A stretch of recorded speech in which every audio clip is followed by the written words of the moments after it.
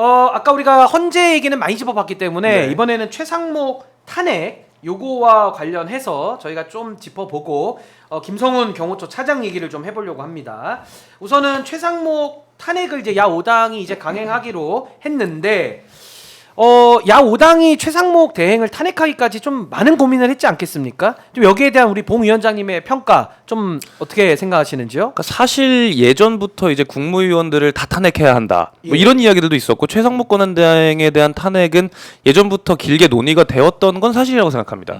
근데 이제 그런 부분들이 있어 저 같은 경우는 사실 맨 처음에는 최상목 권한대행까지 탄핵을 한다라는 내용이나 아니면 국무위원들을 줄 탄핵을 해야 한다라는 이야기들에 대해서 초반에는 저는 반대 의견이었습니다. 개인적으로는 그렇게 생각을 했었는데 그 이유라고 하면 어쨌든 내란 세력이 내락을 일으켰고 더불어민주당에는 특히 우리가 이것들을 잘 수습해야 하는 그리고 국정을 안정적으로 돌아갈 수 있게끔 나라를 되돌려놔야 하는 그런 책무가 있었고 단순히 그들을 흔들어서 그들이 안 되게만 하려고 하는 건 아니잖아요.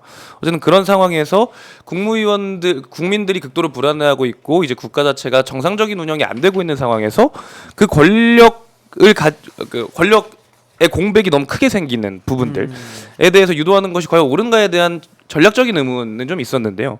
생각이 좀 많이 바뀌게 됐습니다. 예. 전 최근에 생각이 많이 바뀌었던 어떤 게 계기가 좀 있으셨죠? 그러니까 어쨌든 기본적으로 마은혁 재판관 임명하지 않은 것도 그렇고 지난번에 내란 상선 특검에 대해서 특검 후보자 추천하지 않은 것도 최상목 권한대행 아니겠습니까?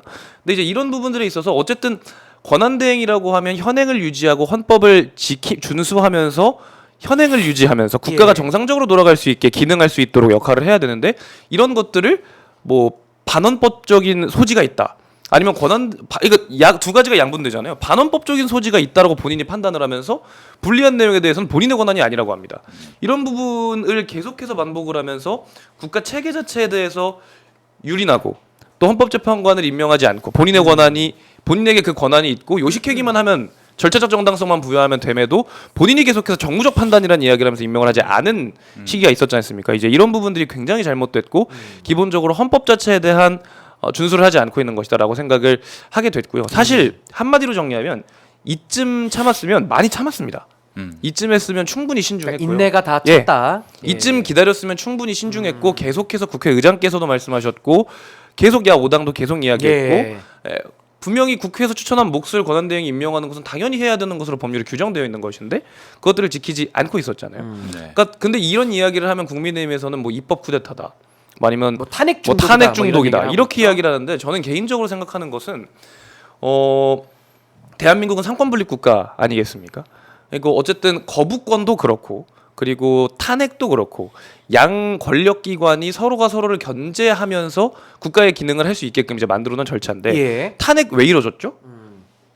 그리고 탄핵이 왜 이루어졌고 계속해서 이런 일들이 왜 이루어졌죠? 원인과 결과. 예. 먼저 40회에 가까운 거부권 행사를 예. 행정부에서 먼저 시작했고 그리고 김건희 특검법, 상설특검법 같은 경우에만 해도 네 번째 특검을 거부했기 때문에 상설특검으로 이번에 전환을 하게 된 거 아니겠습니까? 근데 이제 그런 상황에서 탄핵이 먼저 있었습니까? 거부권이 먼저 있었습니까? 어쨌든 기본적으로 행정부가 왕이 아니고 예. 행정부가 모든 걸 결정할 수 있는 사안이 아님에도 불구하고 입법부가 결정한 내용을 충분히 존중하지 않았던 그 행태 그리고 어찌 보면 삼권 분립의 헌정 질서 자체를 예. 흔들려고 했던 그 행태를 민주당이 막아내기 위해서 탄핵이라는 걸 사용했을 뿐이지. 예. 이제 이런 부분들을 지켜봤을 때 먼저 입법 쿠데타나 이제 뭐 줄탄핵이다 이런 거 얘기하기 전에 먼저 국민의힘과 내란 세력이 행정 쿠데타를 일으킨 것이 아니냐. 우리는 이것을 막아내려고 했던 수단을 예. 적절하게 활용할 수 있는 부분은 분명히 있지 않은가에 대한 생각입니다. 그러니까 우리 봉 위원장의 의견은 원인과 결과를 따져보고 결국 이 상권 분립에 무너지는 거 네. 이 부분을 좀 강조를 해주셨는데 우리 이사장님도 뭐 비슷한 의견이시죠? 그럼요. 예. 예. 참 웃기던 인간들이에요. 직위원 판사, 심우정 검찰총장, 형사소송법을 쌈싸 먹고 본인이 입법부가 됐어요. 법을 만들었어요. 아예. 법을 창조했죠. 예. 법을. 예. 그리고 최상목이도 보세요. 또 한덕수도 그렇고, 본인들이 뭐 헌법 위반 걱정을 하는데 본인들이 헌법을 안 지키면서 또 헌법을 만듭니다. 얘네들은 길을 만들어 갑니다. 또 국민들한테 지키라고 합니다. 또. 그렇죠. 네. 본인들이 안 그 지키고. 법과 헌법을 쌈싸 먹으면서 그래놓고는 국민 보고는 똑바로 지키라고 존중하라고 그러고 있으니 이 얼마나 이들에게 법은 그냥 놀이개에 불과하지 않았나 하는 생각이 놀이개. 들고요. 예. 그렇죠.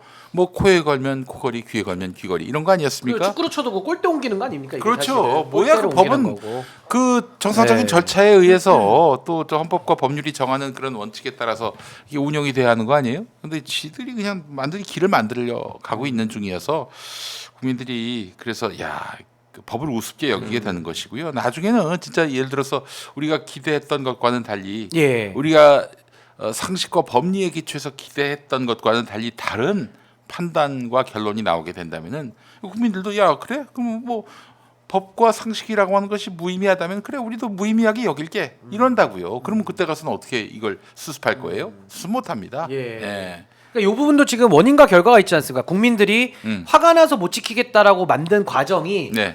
법비들이나 법꾸라지들이 그렇게 하니까 지금 그렇게 반응을 하는 건데 아. 아까 말씀하신 대로 탄핵이 나오게 된 배경이 법을 어기고 거부권을 쓰니까 맞대응으로 탄핵을 한 건데 지금은 또 어처구니 없게도 탄핵만 가지고 뭐라고 지금 하고 있는 이런 상황이거든요. 박근혜 때와 달리 예. 이 상대가 어마어마한 법꾸라지예요. 법꾸라지. 법기술자예요. 그러다 보니까 우리는 그래도 저런 법기술자가 해괴한 논리로 자기를 방어하는 것에 뭐 그래도 헌법재판소나 법원에서 예. 바로 잡아주겠지 하는 그런 기대감 속에서 비웃었다고요. 봤더니 휘둘려. 법원도 휘둘린다. 헌재도 휘둘리는 거 같고. 헌재도 예. 그러니까 어쨌든 이 인과관계를 좀 명확히 해야 될 필요도 인과관계. 있거니와 예. 그러니까 탄핵이라는 것이 왜 이루어졌느냐 우리도 어쨌든 국정 운영의 한 파트너로서 이제 기능을 하려고 했던 노력들이 분명히 있었음에도 불구하고 어떻게 이렇게 하게 되었었느냐. 민주당도 그거 계속해서 탄핵을 하고 했을 때 비판 지점이 있을 거라는 걸 몰랐을까요? 그거 아니지 않습니까? 예. 어쩔 수 없이 헌정 질서를 지키고 삼권 분립 체제를 지키기 위해서는 해야 되는 부분들이 분명히 있었을 것이다라고 생각을 하는 거고요. 되게 웃긴 건 지금 뭐 최상목 권한대행도 한덕수 권한대행 때부터 그랬습니다. 본인들 유리할 때는 권한대행의 권한이 아닌 것을 검토하고 그렇죠. 근데 갑자기 최상목 권한대행은 마은혁 재판관 임명을 하지 않은 부분에 대해서 정무적 판단을 한답니다. 그러니까 본인의 권한이 아니고 현행만 유지할 거면 현행만 유지를 하시고 아니면 대통령처럼 계속해서 정무적 판단을 하실 거면 다 해야 돼. 다 해야 되는 건데 본인들 유리할 때만 그러고 이제 결국 또 국민의힘에 있는 내란 동조 스피커들이 또 그걸 두둔해주고 있으니까 국민들은 언론만 통해서 이것들을 보실 수밖에 없기 때문에 예. 계속해서 혼동이 오는 거죠. 예.